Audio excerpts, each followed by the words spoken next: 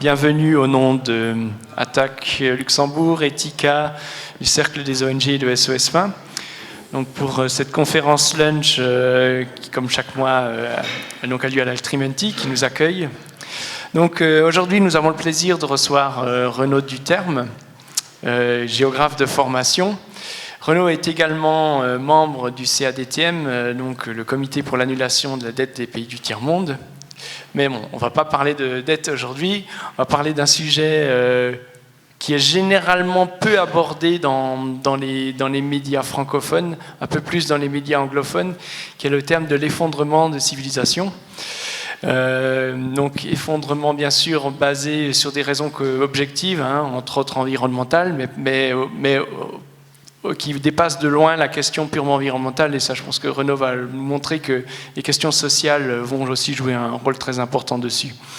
Donc nous voulons aussi montrer à travers ça, et Renaud le fera, qu'on ne veut pas non plus donner un message alarmiste, mais montrer aussi qu'un effondrement de civilisation, donc il y a une crise, c'est aussi une opportunité peut-être pour que nos sociétés aillent dans un autre chemin, un chemin qui sera plus solidaire, plus respectueux des populations humaines et de la biodiversité. Voilà.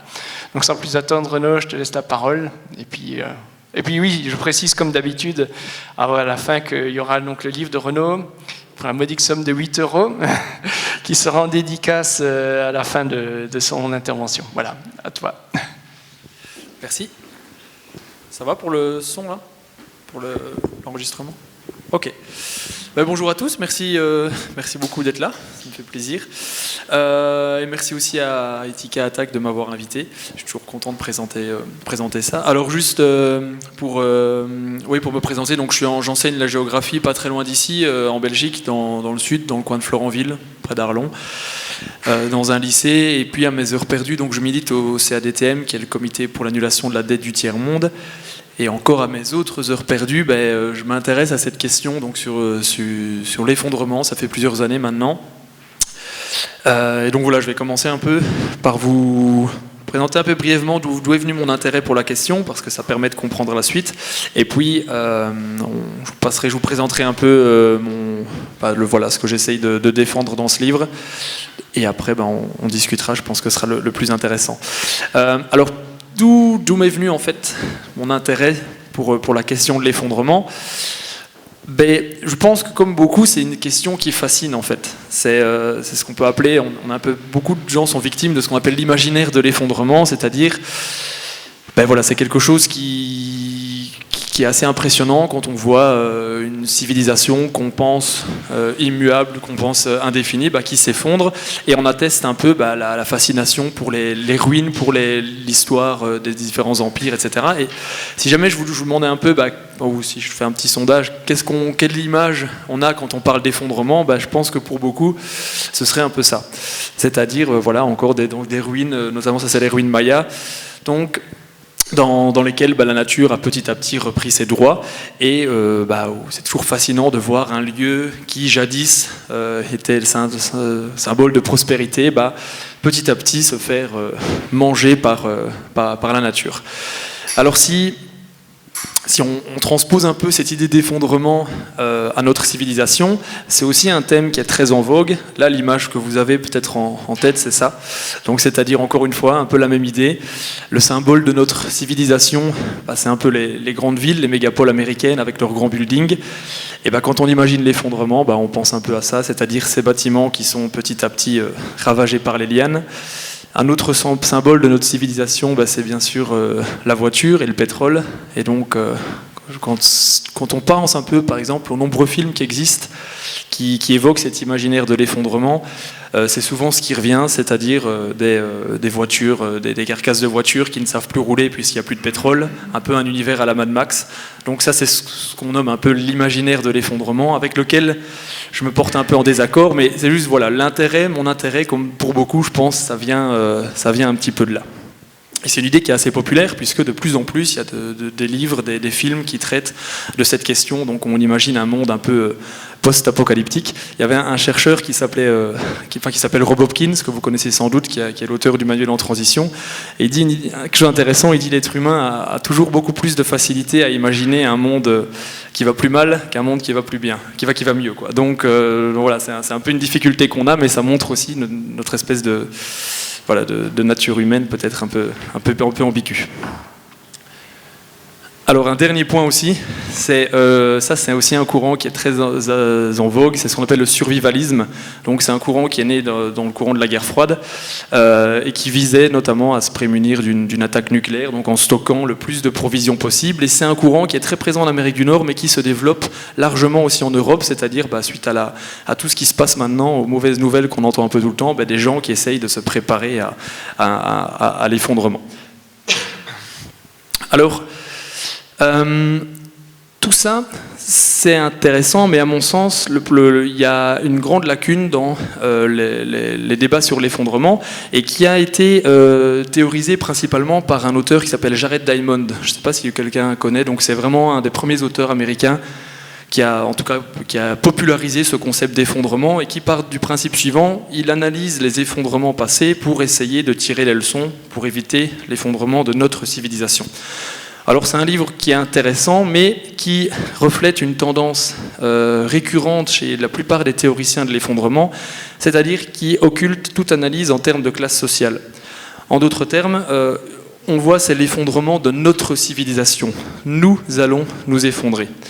Et ça, c'est le premier point de départ de ma recherche, en fait, c'est de questionner ce nous. Ça veut dire quoi, ce nous? Qui est le nous qui allons s'effondrer? Je pars toujours quelque chose qui peut peut-être un peu provoquer, mais c'est l'image en fait de ce qu'on a appelé la jungle de Calais, bon, toujours avec beaucoup de guillemets. Mais pourquoi est-ce que je vous montre ça? Peut-on parler d'effondrement avec des réfugiés de part et d'autre qui s'entassent dans des camps sans aucun dans lesquels leurs besoins élémentaires ne sont pas satisfaits? Est-ce qu'on peut parler d'effondrement avec des gens qui croupissent dans des bidonvilles aux quatre coins du monde? Est-ce qu'on peut parler d'effondrement avec des habitants de Syrie, par exemple, ou des choses comme ça? Donc ça, c'est un premier constat, c'est que le mot effondrement reflète en général une réalité qui n'est pas l'apanage de toute l'humanité, de toute la civilisation. Et c'est principalement, au départ, dans les pays riches, c'est-à-dire nous, dans lesquels l'effondrement pourra se faire sentir de manière la plus importante. Et même au sein de ces pays riches, c'est principalement la classe moyenne qui sera concernée par cet effondrement. J'y reviendrai un peu plus tard. Alors, le livre, il vise aussi à partir un peu d'un point de départ inverse, c'est-à-dire à la place de se focaliser sur l'imaginaire de l'effondrement, d'analyser tous les mondes qui sont effondrés, je vais analyser un peu cet effondrement plutôt sous l'angle des quartiers ou des zones qui sont pour l'instant prémunies de cet effondrement. À savoir, principalement, en fait, on analyse cet effondrement sous l'angle d'une ségrégation spatiale, c'est-à-dire l'effondrement, c'est avant tout un processus, c'est pas un événement unique, dans lequel de plus en plus de gens sont confrontés à des problèmes et dans lequel une petite minorité arrive à tirer ces épingles du jeu. Mais je reviendrai à ça tout à l'heure. Alors, depuis tout à l'heure, donc on parle d'effondrement, c'est peut-être intéressant d'abord de dire ce qu'on entend par ce mot. Alors, il y a deux définitions qui reviennent régulièrement. La première, souvent quand on parle des effondrements passés, c'est quand une société se simplifie en fait. En général, quand on parle d'effondrement, c'est des sociétés qui sont relativement complexes, qui ont atteint un certain degré de complexité, et qui, de manière relativement brutale, voient une chute de leur complexité, voient une chute de leur population, et voient une chute de leur structure organisationnelle, si vous voulez, et donc qui devient un peu simpliste. On a l'exemple de l'Empire romain, par exemple, si vous vous rappelez un peu de vos cours d'histoire. Donc ça, c'est clairement ce qu'on entend par effondrement.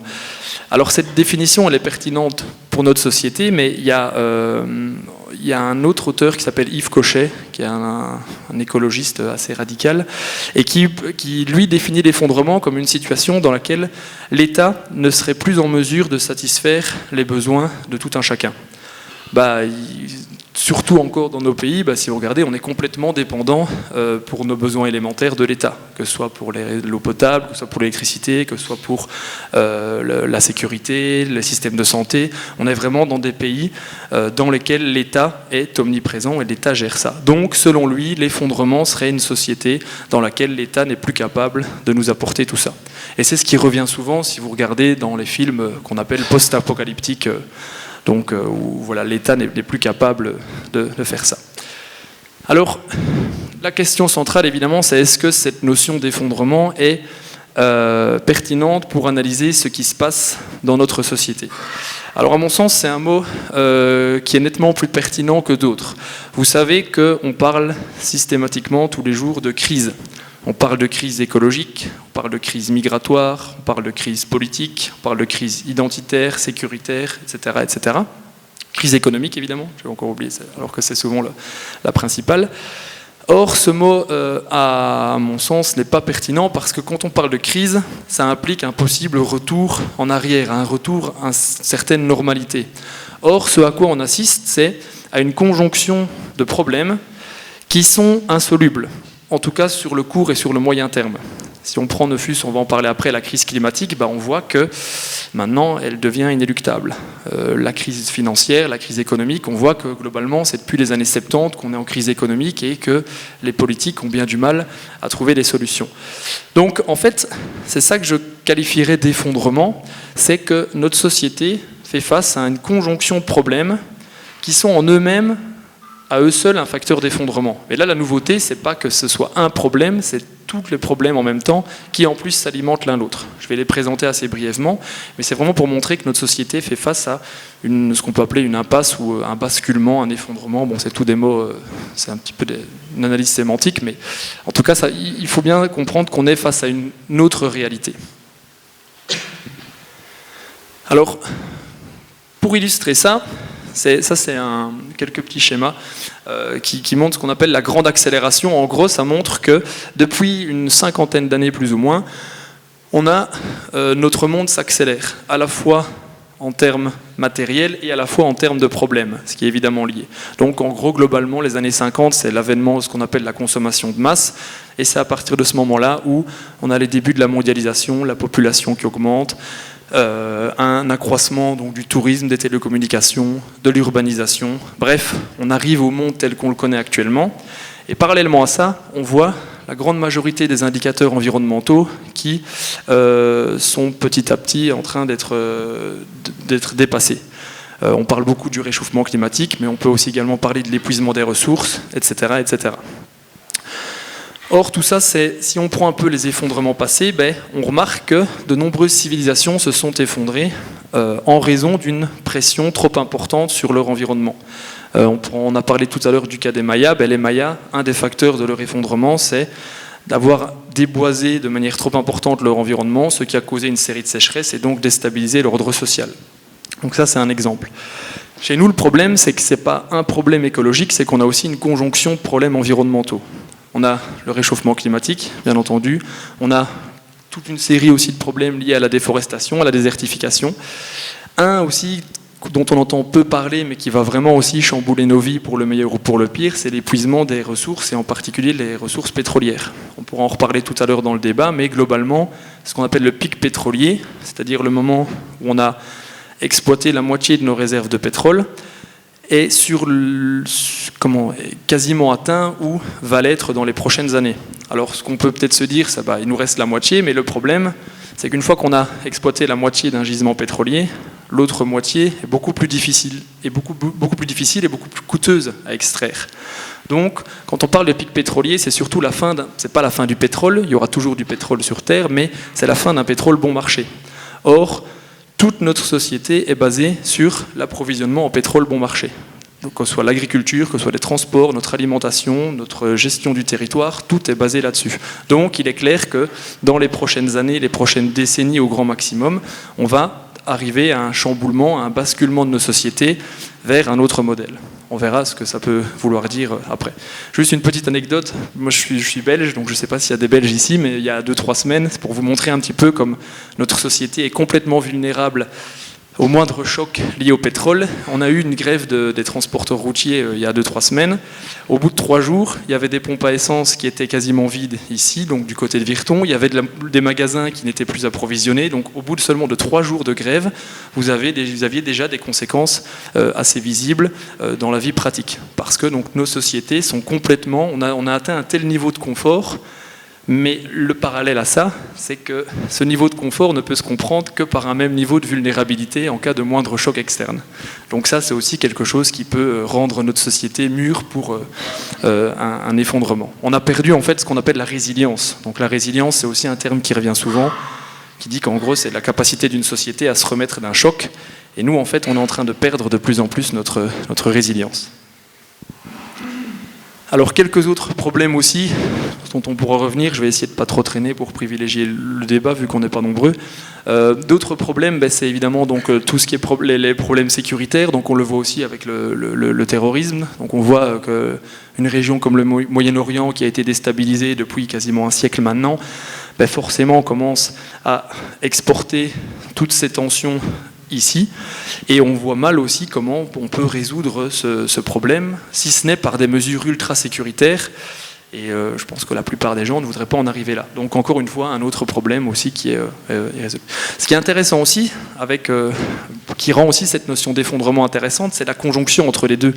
Beaucoup d'analyses, dont le GIEC, donc le groupe intergouvernemental des experts pour le climat, fait le lien explicite entre la guerre en Syrie et le réchauffement climatique, en disant que 3-4 ans, les 3-4 dernières années avant le déclenchement de la guerre en Syrie, il y a eu une sécheresse particulièrement dramatique qui a déstabilisé complètement la région, encouragé des déplacements de population, etc. et donc qui a fourni un terreau utile aux tensions religieuses. Je ne dis pas que la cause de la guerre est le climat, mais en tout cas c'est un facteur qui permet de comprendre ça. Même chose au Darfour, même chose en Afrique du Sud, qui pour l'instant est en train aussi de connaître une sécheresse importante. Donc petit à petit, on risque de voir se confondre les notions de réfugiés politiques et de réfugiés climatiques avec toutes les conséquences qu'on peut connaître. Alors un dernier point aussi, un point suivant qui fait que notre société est plus loin qu'une crise, c'est notamment un peu toute la question de l'emploi. On voit en fait que depuis une quarantaine d'années, le chômage augmente. Malgré toutes les déclarations, c'est vraiment la priorité de toutes les politiques, que ce soit au Luxembourg, en Belgique, en France ou dans la plupart des pays, c'est créer de l'emploi, créer de l'emploi. Or, on remarque qu'on n'arrive pas à créer autant d'emplois que le nombre qui disparaît. Donc ça aussi, c'est une réalité auquel il faut faire face, c'est que l'emploi, tel qu'on l'a connu, est en train de disparaître. C'est-à-dire, ça veut dire qu'il n'y aura plus d'emplois, mais il y a de moins en moins d'emplois en raison de la mécanisation, de la robotisation. Et ça, c'est un deuil aussi qu'il va falloir faire. C'est-à-dire que notre société, encore une fois, ça peut très bien être positif, mais nous sommes dans un basculement vers quelque chose de nouveau. On ne pourra plus jamais créer des emplois, et il suffit de voir, il n'y a aucune politique mise en place, qu'elle soit de gauche ou de droite, prônée par les partis traditionnels, qui permet de satisfaire les emplois. Encore une fois, ça je laisse un petit peu, j'ouvre un peu des pistes pour le débat, mais donc ça, pareil aussi, on est dans une phase, dans un chômage structurel, qui permet de ne pas imaginer un retour à la normale. Alors à côté de ça, vous avez aussi des inégalités qui se marquent de plus en plus. Il y a encore le dernier sondage d'Oxfam qui disait que les 60 personnes les plus riches au monde possédaient plus que la moitié de l'humanité.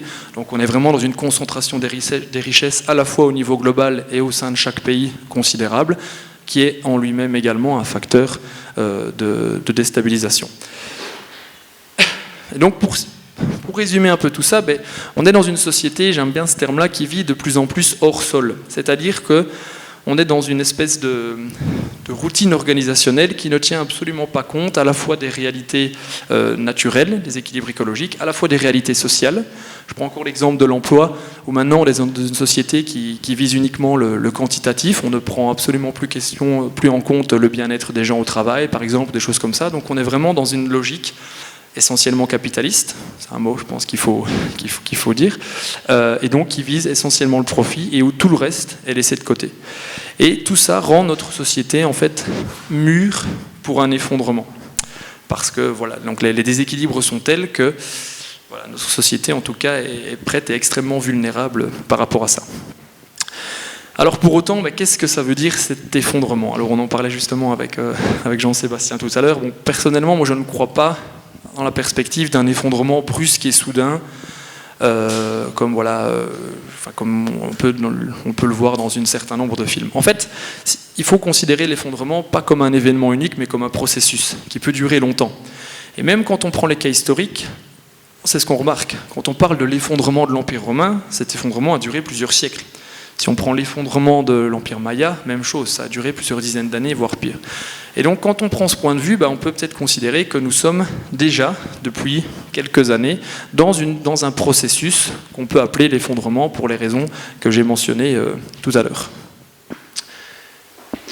Alors, un dernier point aussi, oui, que j'ai oublié de mentionner, c'est un archéologue qui s'appelle Joseph Tainter, qui a analysé l'effondrement sous l'angle de ce qu'il appelle la complexité. C'est-à-dire qu'en gros, il a remarqué que plus une société devient complexe, plus elle doit utiliser d'énergie et de ressources pour satisfaire cette complexité. Et donc, elle ne peut plus croître. Et il appelle ça la théorie des rendements décroissants.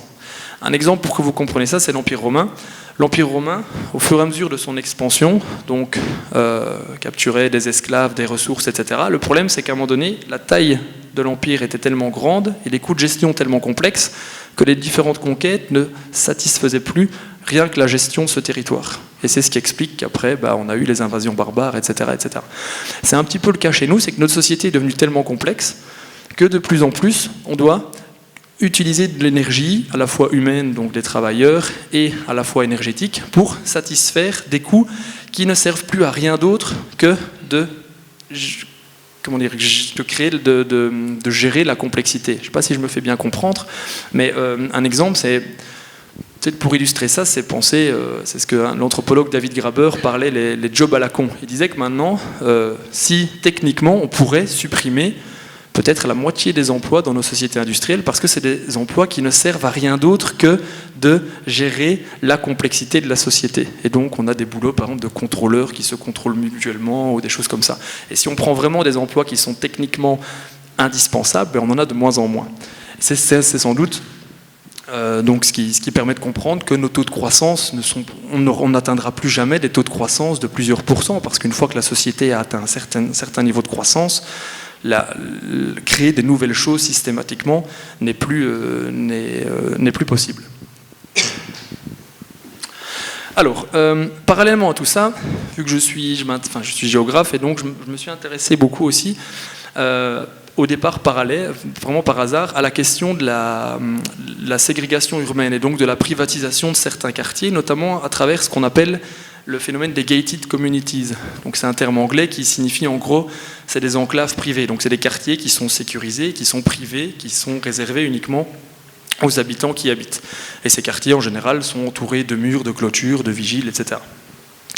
Et on remarque que c'est un phénomène qui se diffuse partout dans le monde, et c'est un peu l'objet d'un chapitre du livre, c'est de faire le lien entre ce qui est en train de se passer, donc tout ce que je viens de vous décrire, et ce processus de ségrégation. C'est-à-dire qu'en gros, beaucoup de gens ont tendance à ne pas voir l'effondrement ou tout ce qui partant qu'il est derrière les murs. Alors ces murs peuvent être physiques, on le voit, ils existent déjà. On voit les murs qui sont faits contre les migrants, on voit les murs qui sont créés à la frontière entre le Mexique et les États-Unis, on voit les murs qui sont créés entre Israël et la Palestine, je vais en reparler. Donc c'est vraiment une tendance générale. Si on prend un peu l'évolution du nombre de murs dans le monde, on voit qu'il est en constante augmentation.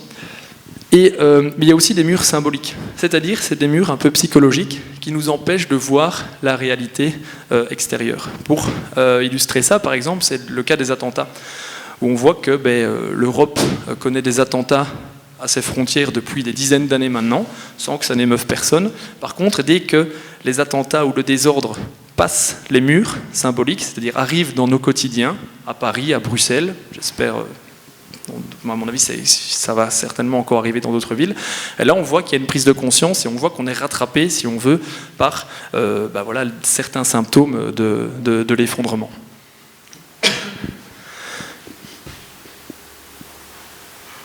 Et donc, tout ça fait que, c'est pour ça qu'on pourrait en venir à ce processus, voir l'effondrement comme un processus qui est déjà en marche dans toute une série de régions du monde depuis un certain nombre d'années, mais qui maintenant est en train de nous rattraper parce qu'il est en train de franchir toute une série de murs. Alors, ce qu'il faut se pencher, c'est maintenant l'avenir. Qu'est-ce que va signifier cet effondrement ? Une crainte qu'on peut analyser sans doute, c'est c'est la prolifération justement d'une privatisation de la sécurité à travers la privatisation de l'espace. Je vais prendre un exemple pour illustrer ça. Ça, c'est un beau quartier, c'est ce qu'on appelle une gated community, donc c'est-à-dire c'est un quartier qui est privé. Donc vous voyez, avec toutes des petites maisons assez sympathiques. Je ne sais pas si quelqu'un a une idée de quel pays dans lequel ça se trouve, mais c'est au Pakistan. Donc, vous voyez que c'est complètement contraire à l'imaginaire qu'on a. Je pense que la plupart d'entre vous pensaient peut-être à un quartier, en tout cas d'un pays riche, aux États-Unis ou des choses comme ça. Donc, c'est un quartier qui existe dans la banlieue de Karachi, donc qui est une mégapole de plusieurs millions d'habitants, qui concentre à elle seule la plupart des maux dont souffrent les pays du tiers-monde. Et par contre, on voit que même dans des pays comme ça, on a une tendance à la privatisation de la sécurité pour les gens qui peuvent se le permettre. Alors, cette tendance, cette privatisation de l'espace, à mon sens, elle n'est pas condamnable en soi, parce que si on prend une famille de la classe moyenne au Pakistan qui a des enfants, on ne peut pas en vouloir à ces gens de vouloir vivre reclus, notamment pour protéger leurs enfants. Mais le problème aussi, c'est que c'est une tendance qui contribue justement à l'effondrement. Parce qu'une fois qu'on a l'exil des gens les plus aisés qui partent dans des quartiers privés, ça veut dire moins d'impôts et ça veut dire qu'on laisse se dégrader complètement le reste des quartiers. Et donc on a une tendance vraiment, on peut se dire que l'effondrement, ça signifie un peu une ségrégation ou une privatisation de plus en plus importante de l'espace. Alors, un exemple, dans le livre aussi, je présente ce qu'on peut appeler des paraboles du monde à venir, c'est-à-dire à quoi pourrait ressembler notre monde, ou en tout cas de plus en plus d'endroits. Un endroit, moi, que j'ai visité et qui m'a paru assez révélateur de ce vers quoi on pourrait tendre, c'est le cas d'Israël. Donc Israël, on va peut-être pas se pencher sur toute l'histoire du conflit israélo-palestinien, de la colonisation, mais Israël, c'est un pays donc, qui, sans mur, littéralement, c'est-à-dire vous avez un mur qui est construit tout le long de la frontière entre Israël et la Cisjordanie, et puis au sein de la Cisjordanie, vous avez des quartiers juifs des quartiers israéliens, majoritairement juifs, qui sont emmurés également du quotidien des Palestiniens. Et donc, on a aussi, on pourrait voir un peu, on a encore cette métaphore de la gated community, où là c'est carrément un pays qui s'enferme et qui contribue donc à la dégradation du territoire hors du mur, à savoir ici la Cisjordanie, la bande de Gaza, et donc qui, au nom de la sécurité, se privatise de plus en plus. Et ce qui est intéressant avec Israël, c'est qu'on voit que, tôt ou tard, laisser se dégrader l'autre côté du mur nous voit à un moment donné le boomerang revenir. Et on voit un peu les différents attentats qui ont été faits, notamment les attaques au couteau. Donc quand on laisse une population désespérée hors du mur, on voit que à un moment donné, ça ne tient pas. Donc voilà, ça c'est une parabole dans le sens qu'au nom de la sécurité, en fait, le problème c'est que la sécurité, c'est un peu le phénomène des gated community, autant la recherche de sécurité est légitime. Le problème, et ça c'est une tendance à venir en raison de tout ce que je vous ai présenté, c'est que la sécurité tend à devenir la valeur centrale de la société au détriment de toutes les autres. Et ça c'est clairement quelque chose, à mon avis, qui risque de nous faire aller vers un monde de plus en plus à deux vitesses, puisque la sécurité ne pourra être assurée que par une plus petite minorité de personnes qui peuvent se le permettre. Alors un autre cas, une autre parabole du monde à venir aussi, c'est toujours un peu lié à la géographie, c'est la plupart des villes maintenant, d'abord aux États-Unis mais aussi dans le monde, où on a des villes qui sont de plus en plus aussi à deux vitesses, où on crée un petit peu des espèces de façades réservées à une certaine élite, soit autochtone, soit internationale, à travers le tourisme, et où petit à petit, on expulse tous les gens qui n'ont pas les moyens. Donc on rénove New York, les villes américaines, ou même Bruxelles dans certains quartiers, c'est-à-dire qu'on va rénover une belle ville, si vous voulez, un beau centre-ville, et de plus en plus expulser tous les indésirables, tous ceux qui n'ont pas les moyens, pour garder une espèce de façade de cette ville. Alors quel est le lien avec notre propos ? C'est que voilà, on voit encore ici que l'effondrement, c'est un petit peu un monde à deux vitesses qui se crée de plus en plus, c'est-à-dire un monde encore tout beau, donc encore le phénomène du quartier sécurisé, et puis derrière, on repousse, si vous voulez, l'imaginaire de l'effondrement derrière des murs, soit physiques, soit symboliques. Oui, c'est la dernière photo que j'avais ici. Donc ça, c'est une ville toute gentille, voilà, qui a priori, il n'y a rien de spécial. Sauf que c'est la première ville entièrement privée aux États-Unis, en fait. Elle s'appelle Sandy Springs. C'est une ville dans la banlieue d'Atlanta, il n'y a plus aucun service public, excepté la police et donc l'armée, enfin les autorités. Mais sinon, c'est une ville qui est entièrement privée. Et donc là, on voit que quand on parle d'effondrement dans ce cadre-là, l'effondrement n'est pas là, puisque les gens qui en ont les moyens peuvent satisfaire leur sécurité via leurs besoins élémentaires, via des sommes d'argent. Par contre, ce qu'on ne dit pas, c'est que l'essentiel du reste de la banlieue de l'Atlanta est constitué de banlieues complètement défavorisées, dans lesquelles il n'y a plus de revenus pour l'éducation, pour rien, puisque les classes aisées se sont repliées et donc ont retiré leur possibilité de payer des impôts dans les quartiers pauvres. Donc, en conclusion un peu de tout ça, le but de ce livre, c'est pas de démoraliser tout le monde et de vous plomber un peu votre journée alors que vous êtes venu m'écouter ce midi, mais c'est juste d'essayer de poser le constat et de mettre tous les problèmes qu'on connaît en interconnexion, en fait. Et c'est ça, à mon avis, le grand atout de ce concept d'effondrement, c'est-à-dire de proposer une analyse systémique. On n'a pas des crises, un verbe, on a vraiment une crise, un modèle de société, un basculement qui est en train de se faire et qui risque de remettre en cause pas mal d'aspects de notre vie. Alors, le but aussi, on n'est pas trop parlé, mais c'est d'analyser tous les problèmes que je viens de vous dire sous l'angle des responsabilités. C'est-à-dire qu'en gros, ce qu'on remarque, c'est que toutes les causes qu'on vient de mentionner, donc les causes de ce qu'on pourrait appeler un effondrement, viennent principalement d'une certaine classe sociale. Ce qui manque dans beaucoup d'analyses sur l'effondrement, c'est l'idée qu'on va tous s'effondrer, on est tous dans le même bateau. Or, ce n'est pas du tout la réalité. La réalité, c'est qu'encore une fois, c'est seulement une certaine classe sociale qui impose ses vues à la grande majorité. Alors le mot classe sociale, on pourra en discuter après, c'est beaucoup plus compliqué qu'au XIXe siècle dans lequel il a été forcé, c'est-à-dire que avant, pendant la révolution industrielle, c'était assez simple, il y avait les méchants patrons, les gentils travailleurs.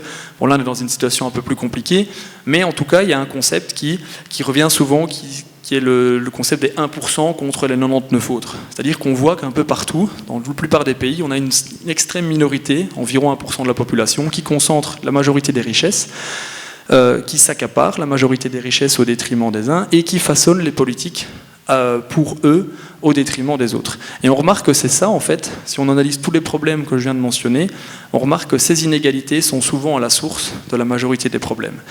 Et ironie du sort, l'effondrement tel que je viens de vous le présenter, au lieu de mettre toute l'humanité sur un même bateau, va encore accentuer ces inégalités, puisque ceux qui auront les moyens pourront, temporairement du moins, se prémunir des effets de l'effondrement en laissant les autres se débrouiller dans leurs problèmes. Alors un autre but aussi de ça, c'est de questionner un peu cette obsession de la sécurité aussi. C'est-à-dire que c'est quelque chose qui revient maintenant systématiquement, c'est la sécurité, mais encore une fois, le problème de la sécurité, c'est quand elle devient la valeur centrale de la société au détriment de toutes les autres. Et donc là, on a un cocktail assez explosif, c'est-à-dire des inégalités qui s'accentuent suite à des mesures autoritaires de plus en plus présentes. On le voit, on parlait encore une fois avec le procès d'Antoine Deltour, où on a aussi un certain autoritarisme économique qui vise à museler un peu toute opposition. Donc ça aussi, c'est quelque chose dont il faut faire attention. Alors, pour quand même terminer sur une note un peu positive, tout ce que je viens de vous mentionner, ça augure quand même quelques espoirs, et notamment on a parlé que c'était une grande conjonction de problèmes différents, mais cette conjonction de problèmes augure également une possible convergence des luttes. C'est-à-dire qu'on remarque que s'il y a une prise de conscience généralisée, les fameux 99%, ont toutes les raisons d'avancer ensemble, notamment donc en créant différentes passerelles entre les revendications écologistes, les revendications sociales, etc., etc. Mais pour ce faire, il faut absolument, à mon avis, avoir conscience que le monde qu'on connaît est en train de disparaître, en train d'évoluer vers quelque chose, et donc il y a vraiment une prise de conscience à avoir pour amener des politiques un petit peu novatrices et ne pas revenir simplement à une situation d'antan qui n'est plus possible. Et juste pour terminer ça, c'est comme ça que je termine le livre, c'est si on veut voir l'effondrement, ou ce qu'on nomme comme effondrement, comme quelque chose, comme le passage vers quelque chose de plus progressiste, de plus émancipateur, la priorité, c'est de ne pas laisser sa gestion à ceux qui en sont responsables. Et donc là, je pense que c'est vraiment quelque chose qui est du ressort un peu de chacun. Voilà, je propose peut-être juste de m'arrêter ici, encore une fois, vu qu'on n'est pas nombreux, peut-être pour privilégier un peu un débat, si ça va pour vous. Merci, j'espère que j'étais assez clair.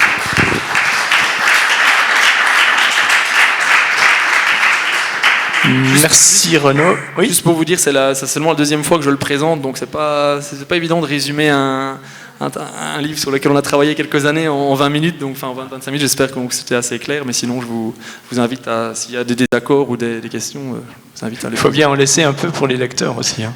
Alors je vais passer dans le public, peut-être pour prendre 2-3 questions à la suite, si vous voulez bien lever votre main et être assez concis, ou pour un commentaire ou une question.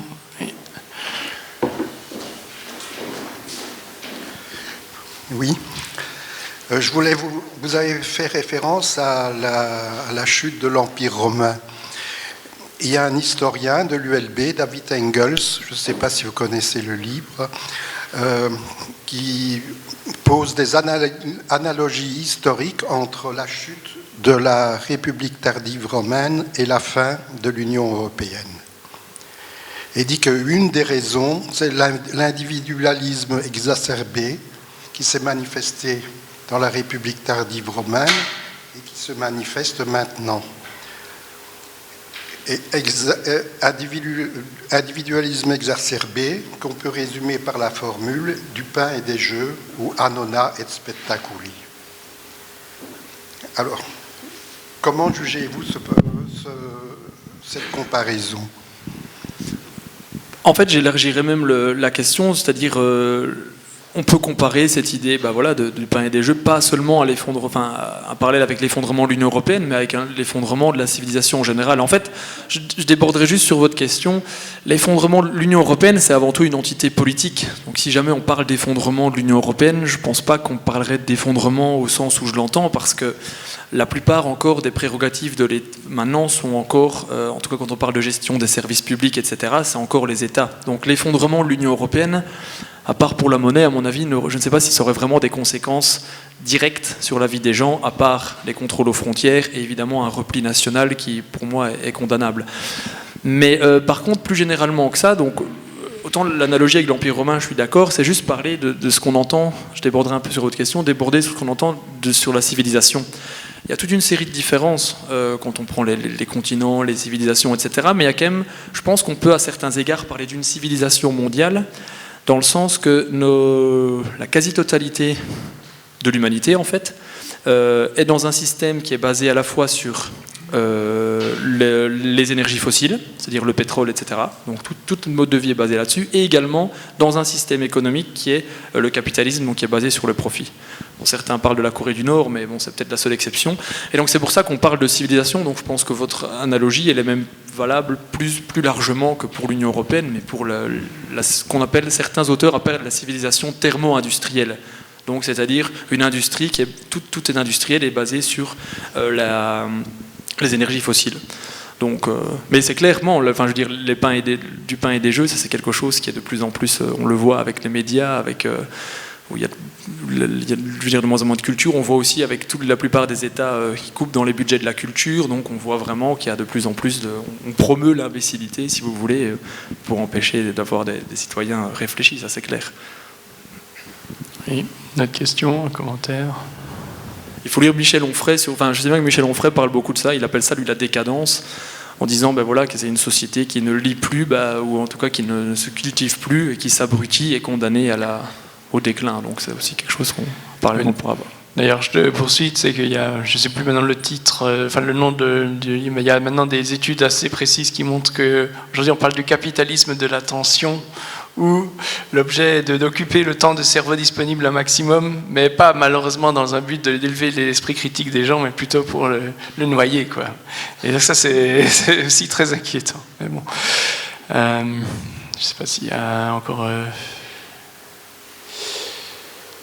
Oui. Est-ce que votre ouvrage fait également la part belle aux perspectives? Parce que tel que vous faites le diagnostic, on ne peut que souhaiter à la limite l'effondrement. Est-ce que vous ouvrez justement sur une nouvelle civilisation, ou qu'est-ce qui serait souhaitable? C'est la question que j'entends toujours. En fait, le but de ce livre aussi, moi, c'est un peu, d'ailleurs, c'est ce que je dis souvent à mes élèves, c'est j'essaye d'expliquer en fait les choses telles qu'elles sont, telles qu'elles se posent. Donc c'est clair que c'est surtout un diagnostic. Maintenant, donc j'ai pas de place, et je le dis dans le dernier chapitre, celles et ceux qui cherchent une grille d'alternatives concrètes à faire, bon, je ne la propose pas parce que déjà, je ne vois pas qui je suis pour proposer ça. Puis il y a plein mal de choses qui existent dont tout le monde connaît. Et moi, ce qui à mon sens est important, c'est d'analyser tous ces termes-là sous l'aune des responsabilités. C'est-à-dire que tant qu'on ne diagnostique pas les vraies causes du problème, on ne peut pas envisager d'autres solutions. Et je trouve que le problème, quand on parle d'écologie ou des choses comme ça, on analyse un peu les choses de manière peut-être trop individuelle, en disant, on culpabilise un petit peu les gens en disant c'est votre mode de vie qui c'est ça, mais on ne va jamais un peu plus loin en disant c'est un problème plus général de civilisation, c'est-à-dire et surtout il y a toute une série de choix qui sont imposés à la société dont la majorité n'a pas décidé. Et donc quand on analyse tous les problèmes que je viens d'énoncer sous l'angle des différentes responsabilités, on en arrive à une grille de lecture complètement différente, qui peut passer outre la grille de lecture sécuritaire. Si on prend par exemple le débat sur le réchauffement climatique, dans la plupart des cas, on culpabilise un peu les gens en disant voilà, il faut moins prendre votre voiture. Enfin, c'est souvent des problèmes individuels.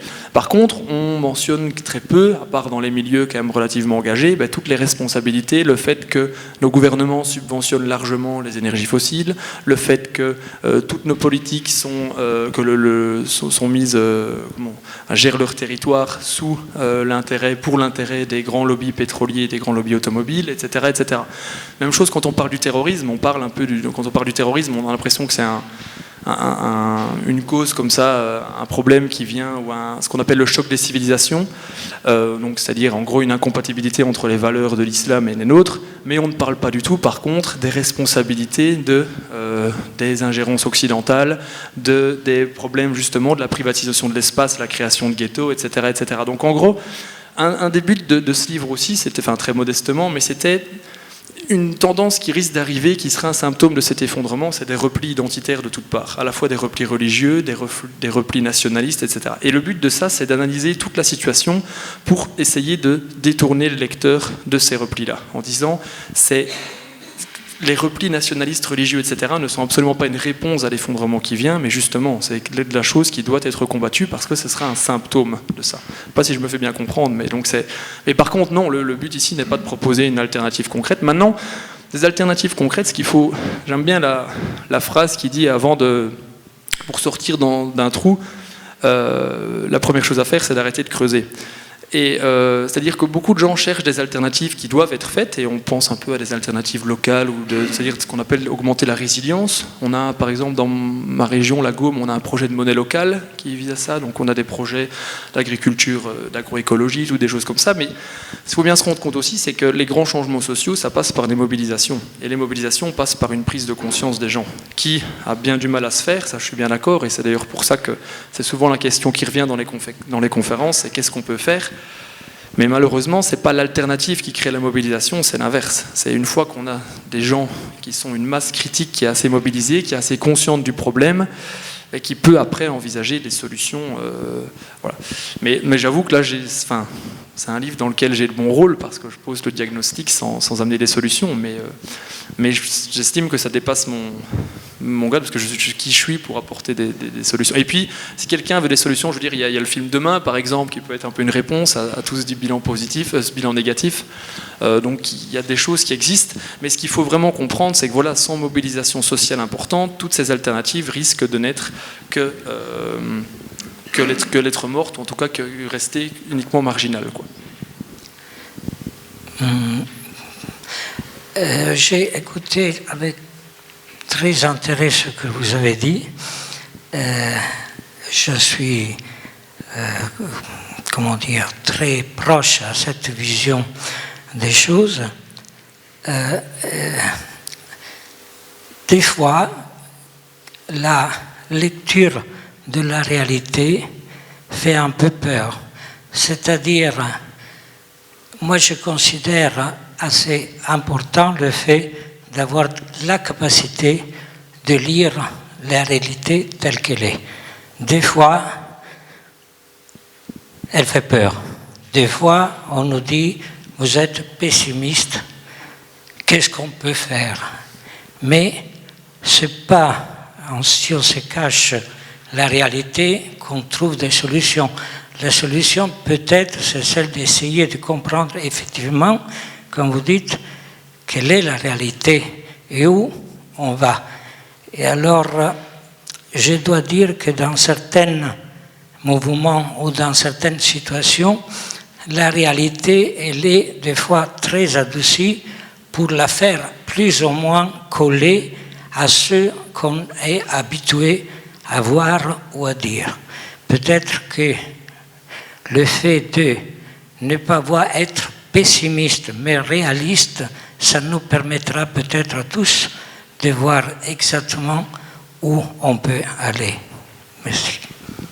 Il y a le philosophe Jean-Pierre Dupuy qui parle de catastrophisme éclairé, et je trouve ça assez intéressant, c'est dire ne jamais perdre de vue la catastrophe qui arrive, mais pas pour être pessimiste. Moi je ne le suis pas personnellement, malgré tout le constat. C'est-à-dire, je veux dire déjà, mais c'est juste admettre qu'elle arrive et savoir en repérer les symptômes. Et puis il y a aussi un point qu'il faut avoir, je crois qu'il faut commencer à faire son deuil de certaines choses, et notamment de la société, de certains points de la société tels qu'on les connaît actuellement. Mais qui n'est pas spécialement négatif, mais c'est juste que si on ne fait pas ce deuil-là, on arrive à des politiques qui sont contre-productives. Je vais prendre un exemple que j'ai mentionné tout à l'heure, c'est justement la question de l'emploi.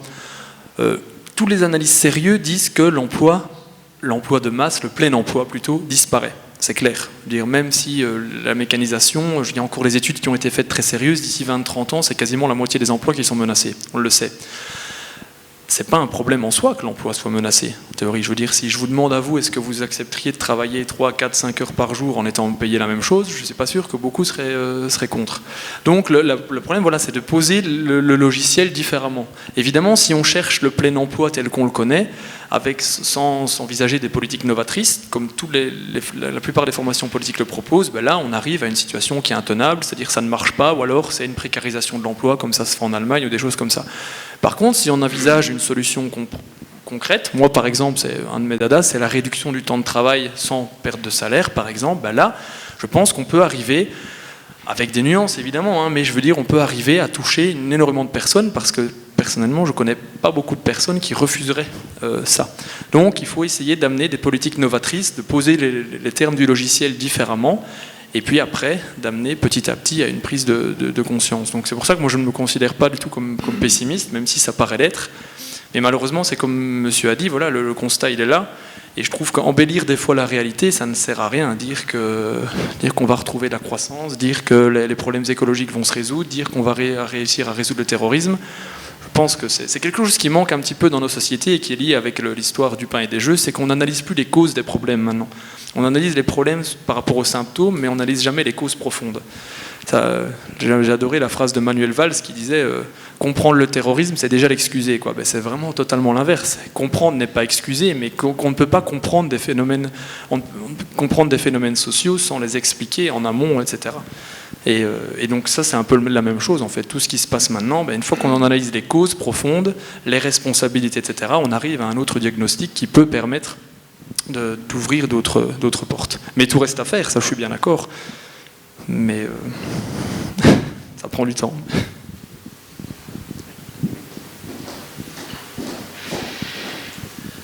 Vous avez parlé de nos sociétés qui sont devenues trop complexes, mais de l'autre côté, il y a par exemple l'Asie du Sud ou beaucoup de pays en Afrique où c'est plutôt le contraire, où les besoins primaires ne sont pas couverts, il n'y a pas d'électricité, il n'y a pas assez de nourriture, pas d'eau, et une pression démographique énorme. Alors, est-ce que le danger pour l'effondrement ne vient plutôt pas de là, en premier lieu? L'un n'exclut pas l'autre. En fait, encore une fois, si on considère l'effondrement comme un processus, ce qui est certain, c'est qu'il ne se passera pas de la même façon selon les régions. C'est comme vous dites, si vous parlez à des gens qui n'ont déjà pas l'électricité d'effondrement, ça ne changera rien. Par contre, l'effondrement risque d'être le plus douloureux c'est ça que je disais tout à l'heure, pour les habitants des pays riches, et en particulier les classes moyennes. Parce que c'est nous, je pense que la plupart ici font partie de cette classe sociale-là, nous sommes complètement dépourvus d'autonomie, en fait, dans tous les domaines. Et donc, c'est-à-dire, à moins peut-être que certains aient un potager, des choses comme ça, mais on a un mode de vie qui est complètement dépendant de la société thermo-industrielle par rapport au transport, par rapport à notre façon de nous alimenter, etc. etc. Et donc, c'est vrai que l'effondrement, ça renverse un peu le monde, dans le sens que si effondrement il y a, certains pays pourraient peut-être plus, en tout cas, le ressentiraient, des pays qu'on considère maintenant comme pauvres, pourraient peut-être ressentir moins les effets de l'effondrement. Maintenant, le but ici, c'est pas de dire il faut qu'on retourne tous sans électricité, mais en tout cas, ça pose la question du mot de la résilience. Voilà, certaines sociétés, par exemple, quand il y a eu la crise alimentaire en 2007-2008, donc il y a la montée des prix qui a entraîné des émeutes de la faim dans toute une série de pays. Il y a notamment le Mozambique qui a connu très peu d'émeutes de la faim parce qu'à l'époque, ils avaient un système d'agriculture très autonome et donc du coup très résiliente. Donc absolument pas vulnérable à l'approvisionnement extérieur. Donc voilà, ça renverse un peu. Ce qui est sûr, c'est que les sociétés qui sont les plus intégrées au marché mondial, à la société thermo-industrielle, sont les plus résilientes. D'où les projets de ville en transition, par exemple, ou des choses comme ça, c'est-à-dire augmenter un peu sa résilience, essayer d'être de plus en plus autonome. Mais c'est clair que voilà, on ne peut pas dire, c'est aussi ce que je reproche avec cette notion d'effondrement, bien qu'elle soit intéressante, mais on ne peut pas dire l'effondrement sera différent, et c'est pour ça que c'est plus un processus qui touchera les différents pays et les différentes populations de manière très différente. Oui. Encore un commentaire, une question? Non, je ne vois pas de droit levé. Dans ce cas, je propose qu'on termine l'intervention. Merci Renaud. Donc les personnes qui le souhaitent peuvent se faire dédicacer le livre. Quant à nous, on vous donne rendez-vous pour notre prochain événement. Ce sera il y en a plusieurs. Il y en a notre atelier Finance citoyenne, donc vous avez le flyer. Donc on essaye d'aborder justement des questions liées surtout à la planète financière, mais de les mettre en résonance avec les problématiques qui ont été évoquées, donc environnementales et sociales. Et sinon, dans le prochain événement cinéma, je vous donne rendez-vous le lundi 6 à la Cinémathèque, où nous recevrons Daniel Leloup, un réalisateur belge également, qui a réalisé un documentaire inédit au Luxembourg qui s'appelle Leaks in Paradise et qui traitera d'un whistleblower, mais qui n'est pas lié à LuxLeaks, qui traitait surtout donc des questions d'évasion fiscale par rapport à UBS, la banque suisse. Voilà, et qui a été le premier whistleblower à traiter de ces questions concernant UBS et donc qui a subi évidemment tous les ennuis que les lanceurs d'alerte connaissent dans ces instants-là. Donc le film sera lundi 6 à 20h30 à la Cinémathèque. Voilà. Sinon, je vous remercie et je vous dis à la prochaine fois. Merci à vous.